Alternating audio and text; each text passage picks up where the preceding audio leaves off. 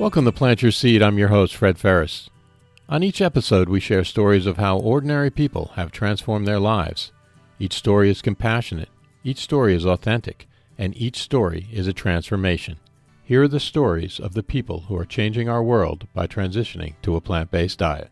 Today on Plant Your Seed, joining us from Connecticut, we have Mackenzie Sullivan. Mackenzie is the co-founder and president of the Ellie Mae Farm Sanctuary.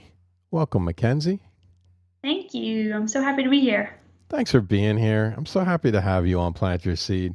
Can you start by telling us the story of why you started your sanctuary? Definitely. So the why, of course, is Ellie Mae. So she was assigned to me for a class project at the University of Connecticut when I studied animal science my junior year. And after my class project was done, she was sent to auction. And so that meant basically she'd be sold either to a farmer that would breed her, or she'd be sent to be grown into an adult 3 years or so and be sent to slaughter. And so a local farmer did buy her, and I was able to connect with this farmer. And so for the next 3 years, I was able to go visit her at this farm. And I knew I had to do something to save her from, becoming a hamburger one day or to become a baby making machine. So after she was bred the first time, I just dug right in. I was like, I have to do something. And so I actually came across different sanctuaries on social media, one being Rancho Relaxo in New Jersey and Barn Sanctuary in Michigan. And I never had heard of a sanctuary for animals, especially for farmed animals. So that's when I knew, this is possible. I can save Ellie. I have to save Ellie.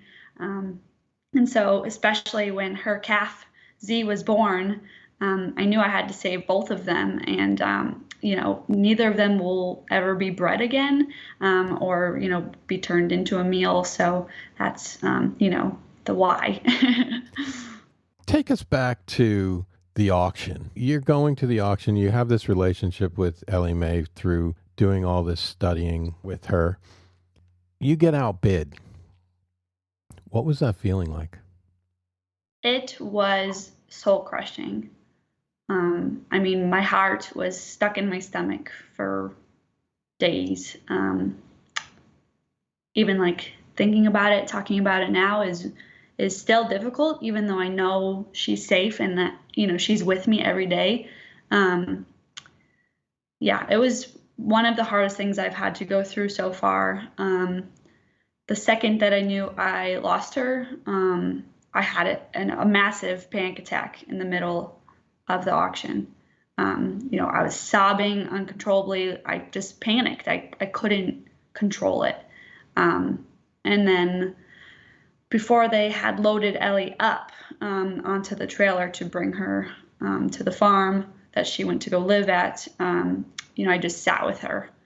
And I just cried and cried and cried. And I just told her I was so sorry. And I did try so hard to get her, but of course at the time I was a college student. I didn't really have a place to put her or the funds to keep her or to take care of her properly.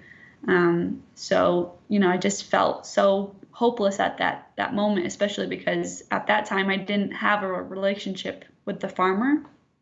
And so I thought, I'm never going to see her again. And that was going to be it. But I had to see her again. I had to do something because she became my child, my best friend. And so I was able to luckily connect with that farmer. And I got his phone number and email. And so we were able to communicate, and I was able to come visit her. He was really, understanding of the fact that I had a relationship with this animal. So that was pretty incredible to see. Now, how were you able to do that with the farmer?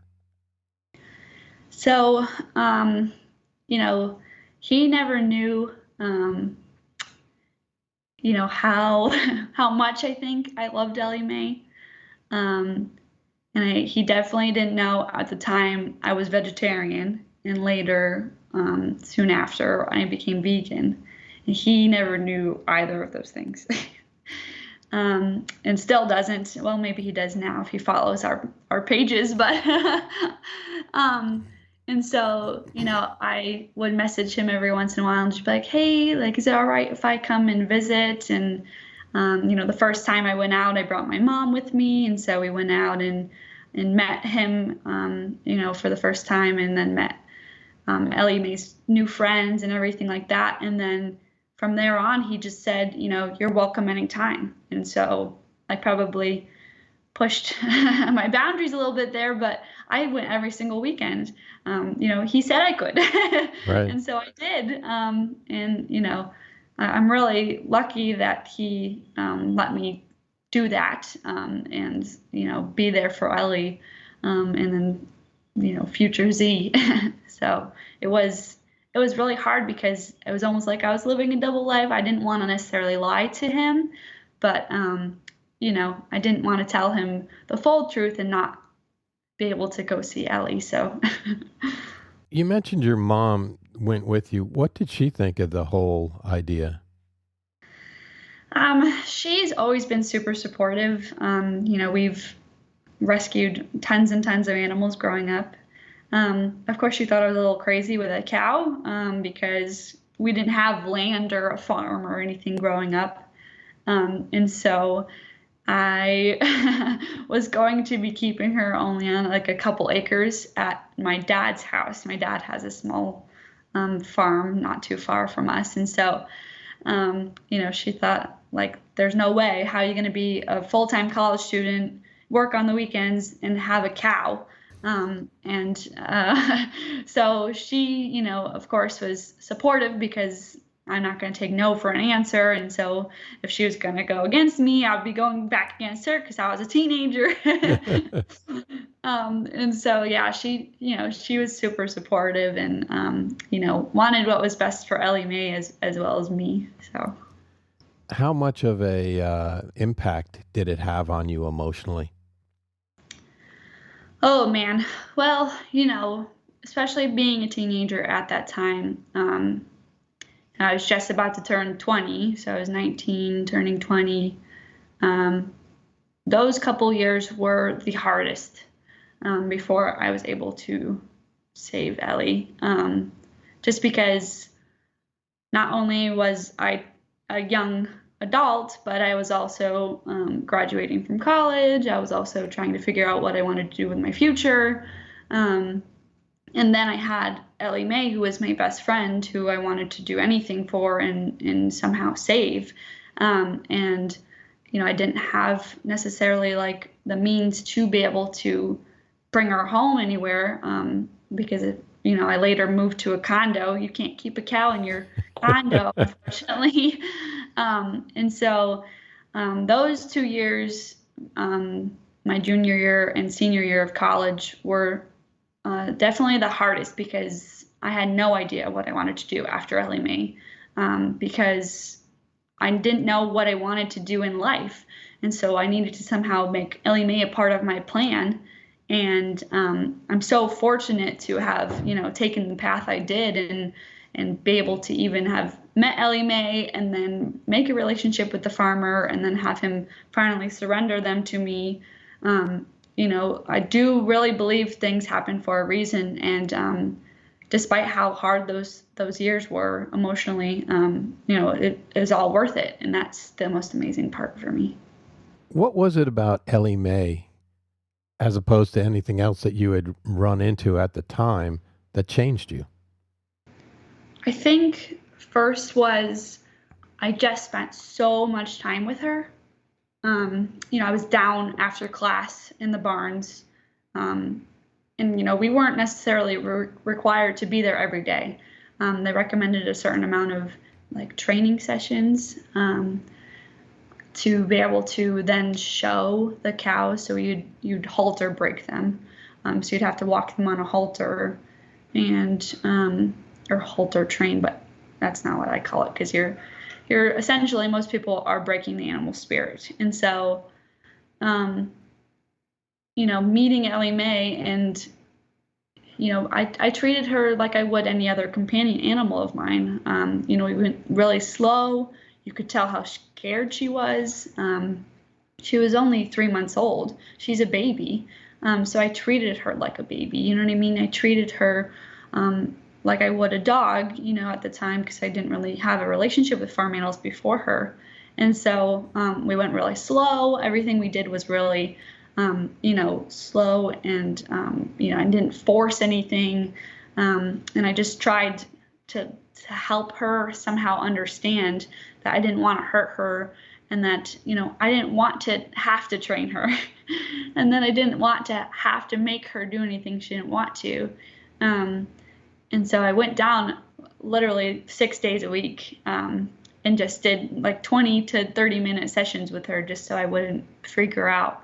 And so it was just a slow process, but we spent so much time together, during those 3-4 months. And so Ellie Mae actually went on to then win the competition at the end of our class. And so, she was well trained, but I didn't have to break her spirit in order to do that. And, looking back, it's so strange that I was even able to do that. Especially now being vegan, I cannot imagine having to do that again. It was just one of the hardest things I've ever done. Yeah, now you just mentioned about being vegan. You were vegetarian at the time. Yes. How did that relate to Ellie Mae, and how did you, I guess, change? So most animal science students aren't vegetarian, aren't vegan, eat the animals that they're working with. And so being vegetarian, and the reason I was vegetarian was for animals at the time. At that time it was 6 or 7 years I was vegetarian. And to me that was enough, that I wasn't eating animals. And I didn't think that at the time, I was hurting animals by eating eggs and drinking milk. And so now, of course, I know that, but it was just a completely different world that I saw compared to, my peers, because, they just thought it was the process, hey, this is a calf, but at the end of the day, it's going to be a hamburger, or it's going to be bread to then make more hamburgers. You know what I mean? And that was just the process. And, I had a chicken class, and it was all about processing chickens. And that was normal. And at the end of the class, they had a barbecue with the chickens that you then raised. Mm. And there's just such a disconnect. You create a relationship with an animal, but then you're going to be eating that animal. And it doesn't make sense to me. But, with Ellie, I didn't ever see her as maybe what other people saw her as just a food product. That would never cross my mind. She was never going to be a burger. She was never going to, be food. She was my family, my friend, just like a dog. And I bring up the dog thing a lot just because I try to explain to people that don't necessarily have relationships with farm animals or have never been around farm animals. If they've had a cat or a dog, they have to understand that these farm animals are just like your cat and dogs that you've been around. They want to live. They want you to be compassionate towards them. They want cuddles. They want back scratches. They just want to live.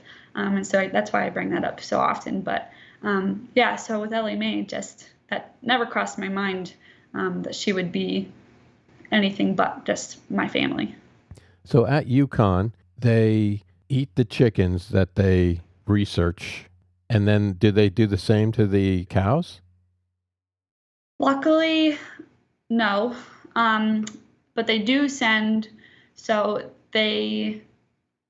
this, honestly, now that I'm thinking about it, so they have dairy and beef cows. And so Ellie Mae is considered a beef cow. And, your Holsteins and Jerseys are considered dairy cows. And so all of the female dairy cows are kept on the University of Connecticut's property forever, until they are sent to processing because they can't produce milk anymore, they're too old to be bred. And by processing, you mean? Slaughter. Exactly. Yeah. And with most of the female beef cows, which Ellie Mae would be considered one of, most of the female beef cows are kept as well for breeding purposes and then eventually slaughter. And all of the male beef cows are sent to auction every year in the fall. I don't know where the male dairy cows are or go. Mm-hmm. I don't know. I actually have no idea.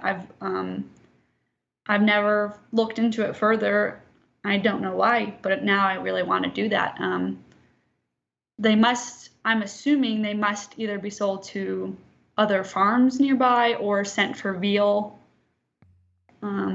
That's my assumption, but I'm not sure I've ever saw a male dairy cow ever on their property anywhere. And I do know for a fact that with the dairy cows especially, they are stuck in these little pens, at a young age. And I don't think they were male. I think they were all females, separated from their moms so that their moms could then be milked. And then they would grow up and do the same. You said that the male beef cows were auctioned off and the female beef cows stay on the Yukon property. Yes. But why was Ellie Mae then sold off?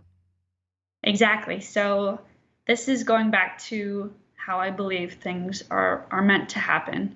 Ellie Mae was the only female beef cow, and they have two breeds at Yukon.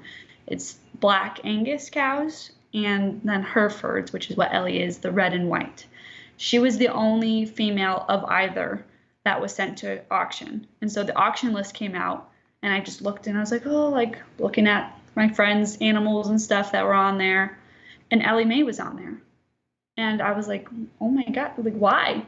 And so I actually talked to one of the people that were kind of in charge of the auction every year, and she said Ellie Mae was considered a little wonky. Her hips kind of sit at a different angle, so she wouldn't necessarily be perfect for breeding. There could be complications later on, and so of course, Yukon needs to keep their pristine, yada yada, animals for breeding and whatever.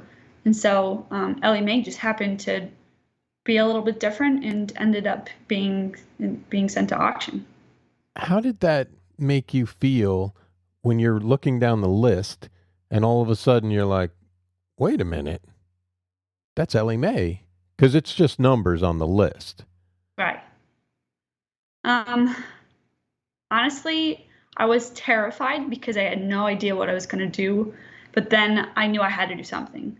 I was terrified because at that time I thought, if Ellie Mae comes, she lives here, at least she'll live, out some years breeding and, just having babies, but at least she'll be alive. And if she went to auction, I didn't know where she'd end up. And so I called my dad instantly. I was like, Dad, I don't know what to do, but we need to do something. He thought I was joking. Well, I was dead serious. He later found out that I was dead serious because he's the one that came with me to the auction, and was trying to help me get her. And so, so there was conflicting feelings of some relief because I could possibly save her, and then also fear because I had no idea what was actually going to happen or how I was going to possibly manage as a 18, 19-year-old to have a huge calf. You're at the auction. How much does a beef cow go for these days? So to once again push the disconnect on people is they sell them by weight. And so, most cows, they go for anywhere from, $1 a pound to $5 a pound. So it just kind of depended on what they were selling. And so Ellie Mae was, of course, the most expensive. She was the only heifer, which is a female cow that hasn't given birth. And so she was, of course, very expensive compared to some of the others. So she went for $2.73 a pound. So at that time, she was probably like, I wish I remembered exactly, but I want to say probably close to 500 pounds, I would say. Maybe a little bit more at that time. But yeah, so they sell them by pound, which is really sad. I'm not really great at math quick off my head, but what's that, around $3,000, $4,000? Yeah. Yeah. Mm-hmm. Which in the grand scheme of things isn't a lot, but for a college student, sure. I was trying to do that on my own. It felt possible. Now, what did your dad think when all of a sudden it's like $3,000, $4,000 for a cow? What did he think about you?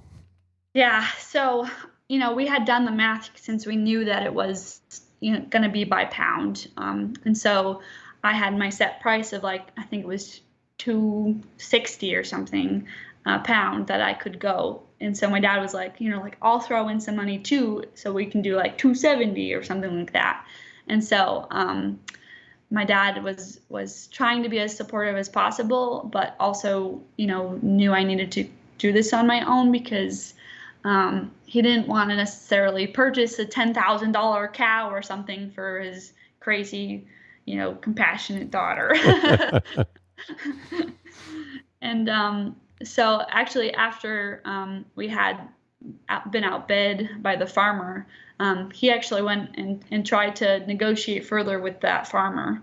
So he's the reason why I was able to connect with the farmer, because he went up and talked to him and was like, I'll give you another $1,000, and he wasn't able, to negotiate that further with him. But now the farmer has Ellie Mae.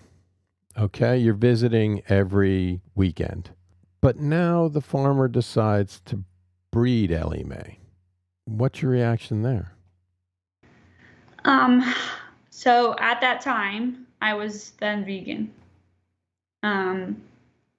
And basically it was so much anxiety, because my clock started, I only have this much time to be able to save her and her future calf. And one of the worst parts during that time was, I had to weigh my options and also think, what if Ellie Mae's calf is male? Then my time's even shorter, because that male will either be, sent to another farm to then be grown larger, to then be made into burgers, or, sent for veal almost instantly. And so if it was a female, I had a little bit longer, just because I knew this farmer in particular kept the female calf and cow pairs together for a little bit longer. And for the most part, he would keep the females for more breeding. And so I knew I had a little bit more time if it was a female. But of course, at that time, I didn't know. And so, I just had to keep trying to figure out, what am I going to do? What am I going to do? And so as Ellie Mae became, bigger and more pregnant, it was a couple months before she had given birth. And I was trying to kind of drop hints to the farmer and say, I want Ellie Mae. And, for the longest time, he would say to me, I get the pick of Ellie Mae's calves, her future calves. He would constantly tell me, I can have one of them. Whether it was the first one or if I wanted to choose a different one. And so, that didn't that didn't sit well with me. I wanted both of them. I wanted both Ellie and her calf. And if there were ever going to be future calves, you know what I mean? I didn't want to separate her from her babies. And so, yeah, that's. Well, how did you get the farmer to agree? Yeah, it was a lot of hard work. I constantly brought it up. I kept calling him. I think he finally understood, like, man, this girl's not giving up. And of course, he still didn't know I was vegetarian or vegan at that time. And so I'm hoping he just thought, hey, she's super compassionate and wants to start her own farm or something like that. And so, maybe I should just give her one of them. And so that's what he wanted to do. He wanted to give me Ellie or Zee, not both. He was not willing to give up both. And Zee, of course, she's a little girl. Well, now she's not so much a little girl, but she's a 1,200-pound girl. And, he wanted to use her for future breeding or keep Ellie for breeding. And so he wasn't willing to give up, especially 2 females. And so I negotiated.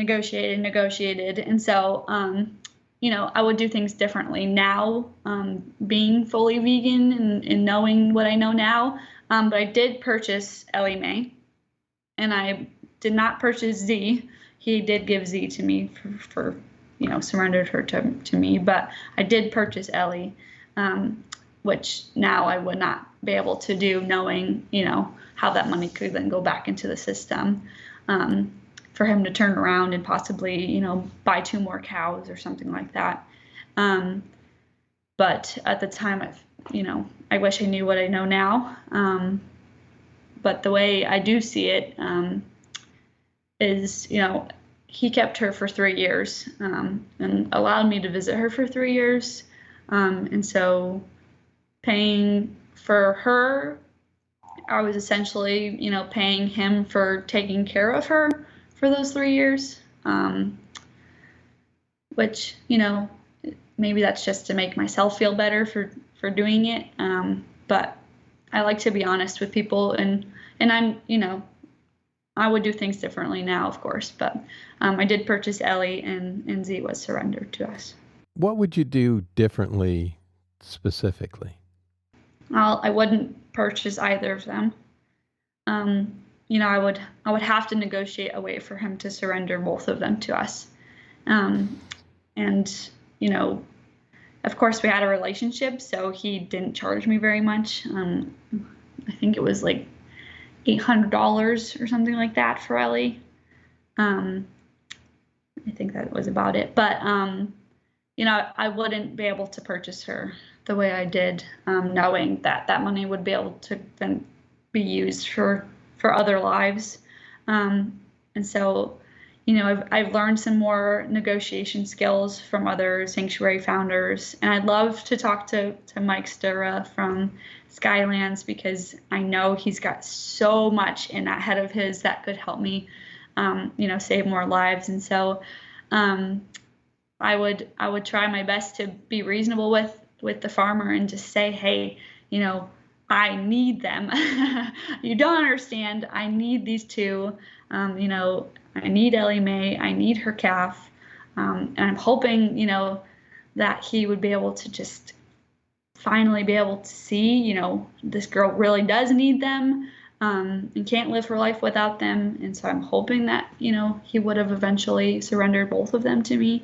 Of course, I don't know that for sure, but that's what I would be hoping. Now, what was your feeling when you saw Zee for the first time? Oh, goodness. I actually have a video of me seeing Zee for the first time, because at that time I was interning at Woodstock Farm Sanctuary in New York. And so it was my how old was I? I don't even know. 21st birthday? 20th birthday? I don't know.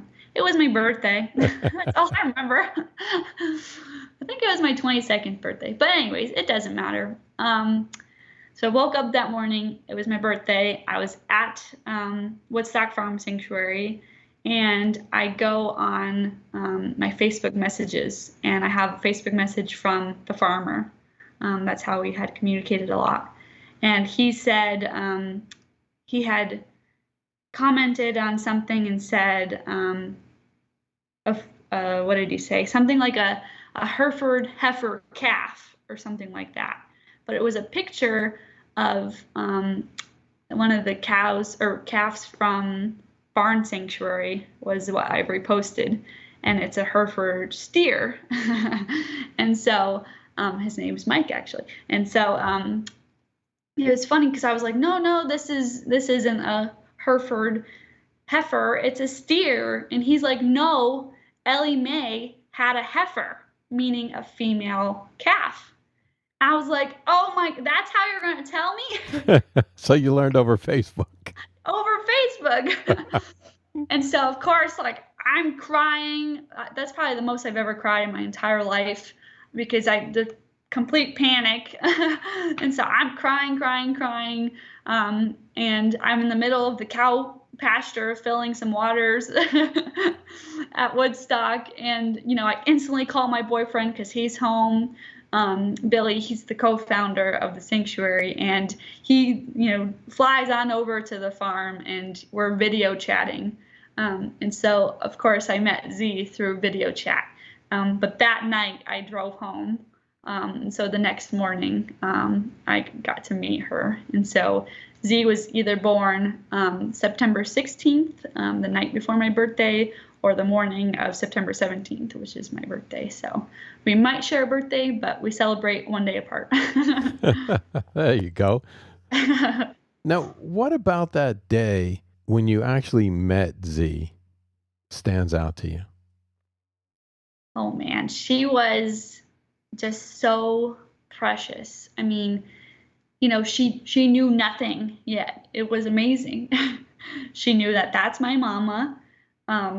She was wobbly, and, I got to see her like run out in the grass for the first time, and her little wobbly legs not working fully. And, seeing Ellie protect her and see Ellie be a mother and allow Zee to, drink from her and to take care of Zee.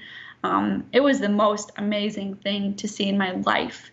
And Zee was the first calf that I have ever had a full-on relationship with besides Ellie Mae. So to see little parts of Ellie Mae and Zee as a baby, it was the most amazing thing. And I just cried some more. Mm-hmm. Because, it is amazing, especially as such a young calf. She didn't have to endure anything that Ellie Mae had to as a calf. This was a completely different environment than Ellie Mae grew up in. And so it was so strange to see Ellie as a calf and then to see Zee as a calf, and the complete different worlds that they lived in, and then see Zee grow up at a farm with pasture versus Ellie Mae, who lived in a little barn on sand. It was completely different. So it was a crazy feeling knowing, Zee would not only get to be with her mommy, which Ellie Mae wasn't with her mommy, but to know that, okay, we have a time clock here. Now, how are we going to get both of them? And how can we make sure that Zee doesn't have to end up like Ellie Mae and have to have a calf, to be enforcibly impregnated. And so it was a lot of emotions, to try to figure out what are we going to do next. Sounds like you were very happy. Yes. Yeah, she's our baby girl. She's just the best. How did it make you feel when Ellie Mae was artificially inseminated? How does that resonate with you? When I think of AI, I think of, them being forced to be pregnant. It's not a pretty thing for it to happen. I've seen it happen when I was a student. I've seen videos, of course. And so most of the time they lock them in like a cattle chute, or like a run-in, and they are, pushed up against walls and things like that. And then a person has to like put their whole arm down inside of their body. It's so terrible. And so I was so upset that Ellie had to, endure that. I can't, she was my baby. So I really couldn't comprehend the fact that not only was she going to have her own baby, but that, that had to happen to her. It's not, a natural process. It's not the birds and the bees and, it's things like that, people might think, with a bull running around it. None of that happened. So it's kind of disturbing to think about. And, it makes me really sad. And I never wanted her to have to go through that again. And so that's why it was so important to me to, I wish I could have saved Ellie before that happened to her. But of course, there was no way at that time. But now knowing that I have her and Zee will never have to experience that, ever. And to me, that's the most amazing thing. And Ellie will now never have to not only experience that, but she'll never have to be separated from her child. And so that's pretty amazing as well. But I just wish people would understand that more, that it's not a natural process. Right. Did you go out to see Ellie Mae after she was artificially inseminated and kind of talk to her? Yeah, definitely. So, she was pretty young. She was 1.5 years old. That's a baby. And she still acted like a baby, as a toddler, a child. And so I felt so bad. I felt really guilty. Like, I couldn't have saved her from going through all of that. And so it was strange though, because I knew exactly when, so Ellie Mae actually had to go through the insemination process twice. They call it take. She didn't take the first pregnancy. I'm not sure why. I don't really quite understand why, but, so the second time, she was pregnated again. I knew instantly when she was pregnant. It was so weird. I know people have been able to tell themselves, for humans, they can tell when they're pregnant. I've never been pregnant, so I don't know how that feels, but I could tell how, Ellie Mae looked and acted. I could tell when she was pregnant. It was so strange. Just the way she acted and, the way she acted with me. And she was so... Can you give me an example of something? Yeah. So I call Ellie Mae every time I would walk onto the farm. I'd stop, Ellie, call her. And she'd come over to me. And this time, she wouldn't come. And I was like, uh-oh. But she was hanging out with the moms and over there. So I was like, all right, I'll go over to her. But that's actually when she started giving me what I call my Ellie Mae hug. So she gave me my first Ellie Mae hug when she wraps her big head around your body, around your waist, and she hugs you. And so that was my first Ellie Mae hug. And so there was something about her. She just, the way she carried herself was so different for those long 9-10 months. She was just so calm, I guess. And she really stuck with her family, her cow family, maybe to be protected, by them. And, she was it was so strange to know that she was pregnant. I don't know. You mentioned cow age. How old is 1.5 in human years? Yeah, so I guess, people know dog years for the majority. It's, basically 7 years for every 1 year humans alive. So it's similar to that. Cows can live between 20 and 30 years. So at that time, I guess, to me, a year and a half for a cow would be like 7 years old. Really? For a human. So that's how I see things. They consider cows to be fully grown by like 2.5, 3 years old. And so I guess that would be like us as an 18-year-old. And that's how they would see that. But yeah, so she acted like a baby, so she was still a kid. Did the farmer tell you why a year and a half, or? That's just typical. Oh, is it? Yeah, they just want to get, as many babies out of the cow as they can. So one of our other rescues, Blackberry, she's now 9 years old. She'll be 10 in November, but she had 6 calves by the time she was 8 years old. Wow.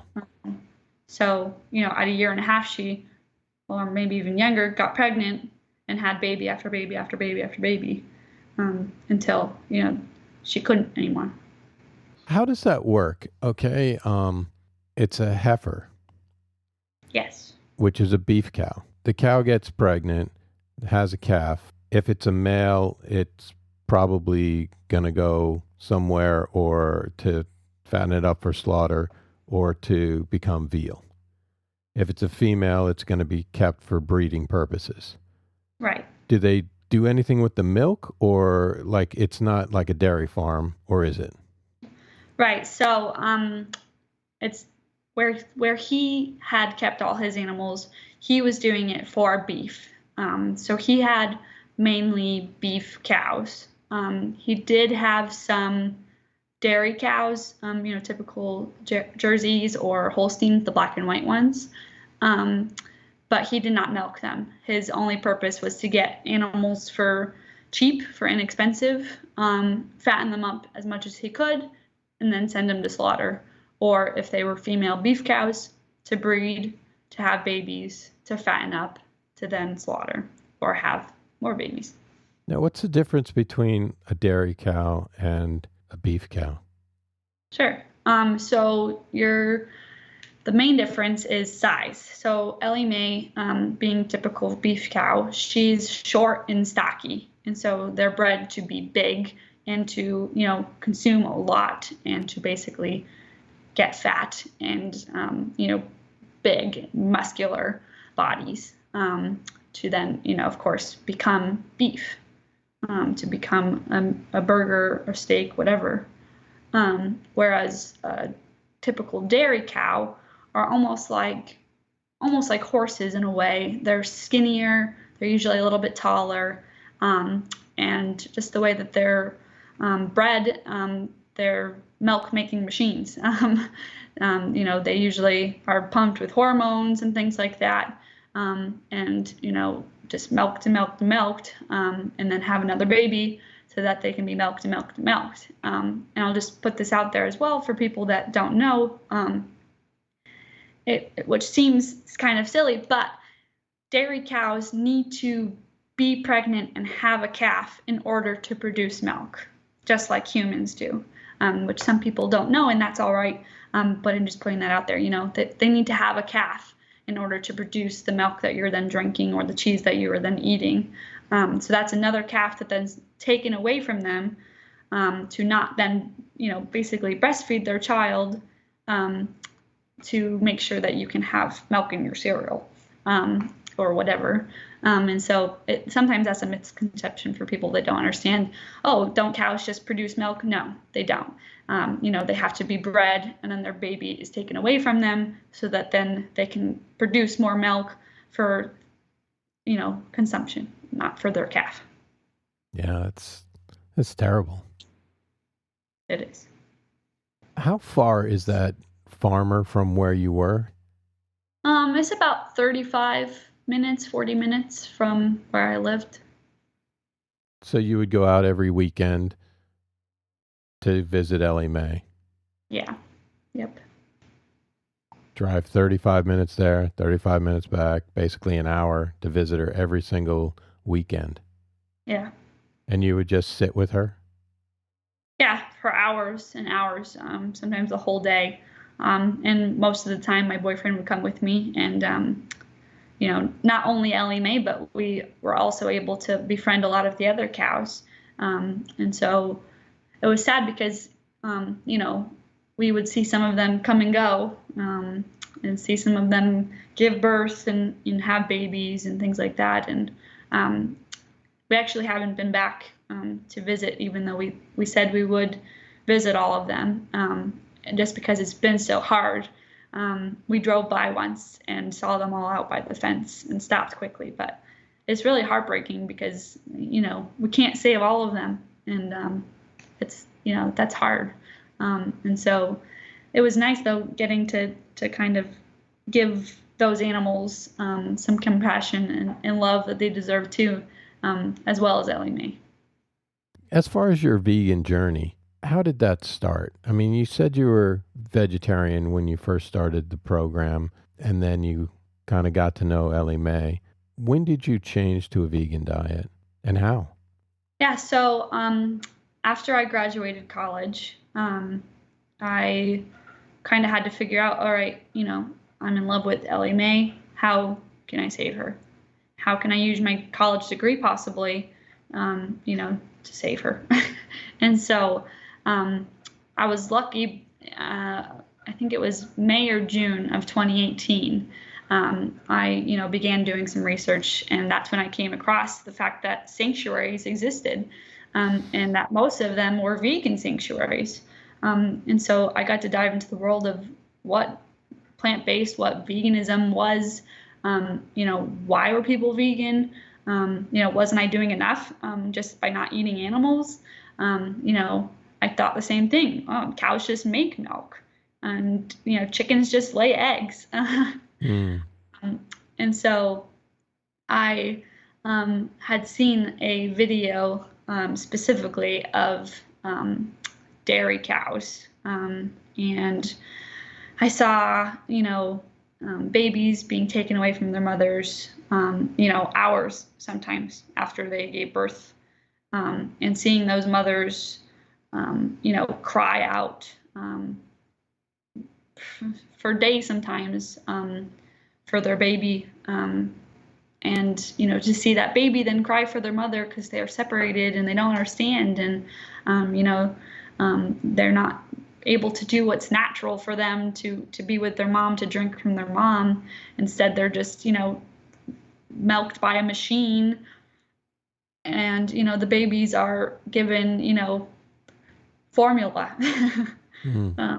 So that was what I first had seen. And so basically watching that and coming to the realization that cows don't just produce milk, that babies are taken away from their moms, and they're not out on green pastures munching away. They're usually in dark buildings, basically warehouses filled with sand, and that's they get their 5-foot pen, and that's it. And also knowing that dairy cows also don't get to be 25 years old and die naturally. Or buried in the backyard like your childhood pet. They just are baby making machines, milking machines, and then they're sent to slaughter to become hamburger. You're most of the time, if you're going to the grocery store and you're buying a pack of whatever burgers or ground beef, that's not just a typical beef cow. That's also your typical dairy cows, that are also in that. And so that's really when I became, vegan, was realizing this is not just a byproduct of an animal. This is the animal, and they're sacrificing so much for me to drink milk or to have cheese or to, eat scrambled eggs. And so that, and I actually went to visit Barn Sanctuary in Michigan, drove from Connecticut to Michigan with my boyfriend. And that trip to see Barn Sanctuary on their opening day was really what solidified our vegan journey. Was to, we were dedicated that entire weekend. We were going to be vegan. The founders of Barn Sanctuary, they were vegan. We would only eat at vegan restaurants. That weekend we were in Michigan and things like that, and it just stuck. We never looked back. And so that's really what solidified our vegan journey was June in 2018. Now, was there anything that you struggled with? I mean, obviously you were a vegetarian. Was there anything that you were like, oh, I could really have some cheese, or was it just like straight up one day you just changed? I feel lucky enough, I never really felt that way. Like, of course, there might be some things that I missed or still miss that, isn't 100% vegan friendly right now, you know what I mean? But it will be in the future, I'm sure, because things are constantly coming out that I love. But, now thinking about cheese and things like that, it's disgusting to me. I don't want to drink that, and thinking about like eggs and things like that. Now, not to be graphic, but eggs are basically a chicken's period. I don't want that. That's disgusting. Right. Yeah. You know what I mean? So not only that, but knowing, I love animals so much. I love farm animals so much that never crosses my mind. I can easily choose compassion over my taste buds any day. So I'm lucky. I didn't really struggle with anything like that. What do you think it is about farm sanctuaries, rescues? Why are women so in charge of this entire movement? Yeah, so that's actually something I've been talking to a lot of my, women-owned sanctuary founders. I've been talking to a lot of them about this specifically. So it's good that you bring it up. It's, I want to say it's because we women tend to be seen as more compassionate, or more loving, or more, we have the motherly touch and yada yada. But that's just because society has illustrated that for us for as long as history's gone. And so of course we're slowly working towards the fact that that's no longer apparent. And so, like, for me and my partner Billy, he's just as compassionate. He's just as loving as I am. I'm fortunate to have a man that's not afraid, to feel his feelings and to be that way. But so many men, I feel like, can't be that way because of society. And there's so many different pressures in, I'm supposed to be a manly man and do these manly things. I can't, hug cows and pet chickens and things like that. That's not manly. And so I think, it's just expected almost from women. And so it's I don't want to say easier for women to be able to live their lives this way, but it's more expected, I guess, for women maybe to not only be vegan, but to have more compassion for other beings. And so, I think once people realize, like, eating meat and animal byproducts doesn't make you more, masculine versus feminine. It does the opposite. You just look like a loser. And so, I think that, we're slowly working towards that. And, I'm hoping that things will change as we keep talking about it and bringing it up. Now, do you think it's also because it's a feminine issue? Basically, the raping and torturing of cows in order to have milk, that seems to me, I mean, obviously it's a female species, so therefore it seems to me a very easy thing for women to understand. Yes, actually, yeah, that's a very good point. And that's something that I like to bring up with people that aren't vegan, but do think, they are, a feminist. To me, this is personal opinion of mine. To be a feminist, I think you should also be vegan, because, it's feminism for all species, not just women. And I don't understand, sometimes how you may think you are a feminist, but then you turn around to, you know, see all this exploitation of female reproductive systems in chickens and cows, etc. And so that's a big issue. And I definitely agree with you, that, it could be easier for females to see this issue because they're the ones that, give birth and get pregnant, and, they may be able to relate more to, the female animals. Getting back to your veganism, what is one habit or hack that you use to stay on track with your plant-based diet? Yeah, I mean, it's really easy for me personally because I'm really fortunate to have 3 incredible cows. You know what I mean? So they're my little reminders, well, humongous reminders every day to be vegan, to fight for veganism, to fight for them. So of course that's a little bit unique to my situation. So I'm really fortunate for that.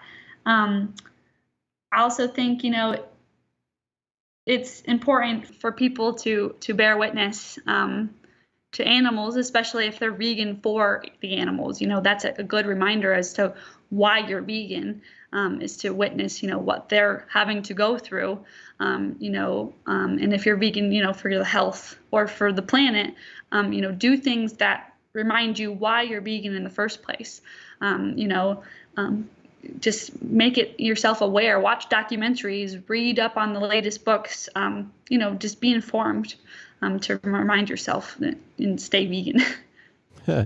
Now, is there any book or cookbook that you have gifted most to someone who's transitioning to a plant-based diet? Yeah, so I would say two things. First is I really love My Gentle Barn by Ellie Mae. Don't know if you've read that one, but it's just her personal experience, not only with veganism, but how she started Gentle Barn, which I think is an amazing experience to have people read and to go through with her as she's writing her book. And so that's one thing, just because it was easy for me to relate to her. So I'm hoping other people will also be able to relate to her. And then honestly, I just forward people to either, like Ellie Mae's story or, stories they can relate to and read about for animals. Farm Sanctuary has a wonderful website. They tell all of their animal stories of how they were rescued and what they had to go through. So I think that's another really amazing way that I share, animals' messages with. Now, finally, can you give me one word to describe how you felt before you became vegan, and one word to describe how you feel now that you are vegan? Yeah, I would say one word to use before would be enough. I always felt like I was doing enough by just being vegetarian. I wasn't eating animals, so that's fine, right? But of course, I found out it wasn't enough. There's so much exploitation out there in the dairy industry and in eggs, and of all species of farmed animals, and so even bees, that I guess you wouldn't necessarily see as a farmed animal, or horses. Animals can't necessarily speak English, so you can't ask them, hey, do you want to be ridden today? And they can't say, yes, I do. And so then you shouldn't do it. And same with bees. They work so hard to be able to produce food for themselves, not for us. And so, I think that before going vegan, I thought that was enough. But, of course, it's not. And so I think the word I would use for after, now that I've been vegan, I would say liberation, not only for myself. I'm free from eating dead animals. I'm free from putting weird products into my body and on my body that's not meant for me. Like people say, cow's milk is for baby cows. And that's just like every other product, that people consume. It's not intended for us. And so, I feel extremely free from all of that. My body's healthier, my skin is healthier, I have more energy. I don't have, dead things inside of me or disgusting byproducts inside of me, which is great. And then also, I think about all of the animals that I've helped, to become liberated as well. Not only just the 3 cows that we have at the sanctuary who are free, but also, the amount of animals that I've been able to help by being vegan for 3 years, that I've, kept out of my mouth and off my plate. And, that's tons and tons of animals that I've been able to help in the simplest way of just by not consuming them. So I think that's the word I would use. So enough and liberated. Nice. I like that. Thanks. Such a pleasure speaking with you. Thank you so much for taking the time. Now, what's the best way for people to find you on Instagram or the web or social media? Definitely. So Instagram, we're Ellie Mae Farm Sanctuary. That's ELLIEMAE. And then our website is EllieMaeFarmSanctuary.org. And our Facebook page is Ellie Mae Farm Sanctuary.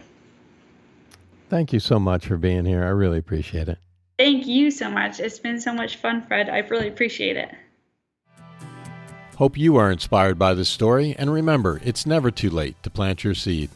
Links to everything we talked about on the podcast can be found on Instagram at plant.yourseed in the show notes tab in the bio. If you enjoyed the show, remember to leave us a review. And until next time, thank you for listening.